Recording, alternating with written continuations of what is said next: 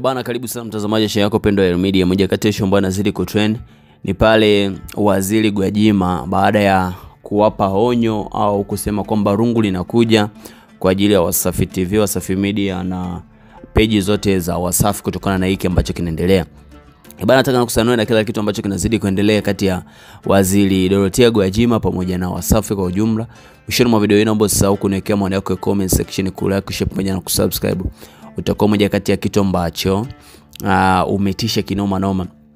Kama ni mgeni, maandishi chini ya video yote yaona imeandikwa subscribe, utabonyeza, itabadilika rangi kutoka kuwa rangi nyekundu mpaka itakuwa hayana rangi, na yote kwamba kama taishajiunga na sisi na zile foto zote kali ambazo unastahili kuzipata utakuwa ukizipata kutoka tinga namba 1 nazungumzia L Media. Sasa kupitia katika ukurasa wa Instagram kuna shabiki mmoja ambaye alimuulizia Dr.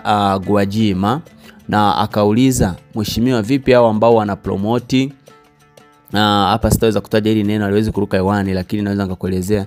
Aliuliza kwamba vipi hao ambao wana promote wale watu ambao hawahudhurii vikao. Bila shaka umewaelewa.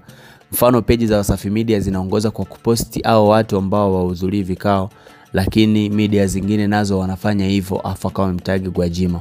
Lakini Dr. Dorothea Gwajima alifika pale na kusema kaka mkinga wa 40 yao iko karibu. Si unaona agenda ziko nyingi, kila saa zinaibuka kadhaa.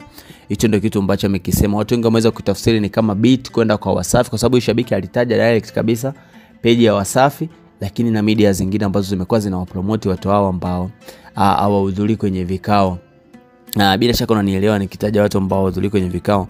Ni neno zito kidogo ambalo sitaweza kulitaja hewani, lakini bila shaka unanielewa nikizungumzia hivi. Ni janga la taifa this time around, na bila shaka taifa linaangalia namna ya kuwapunguza watu hao ambao wanajihusisha na vitendo hivyo.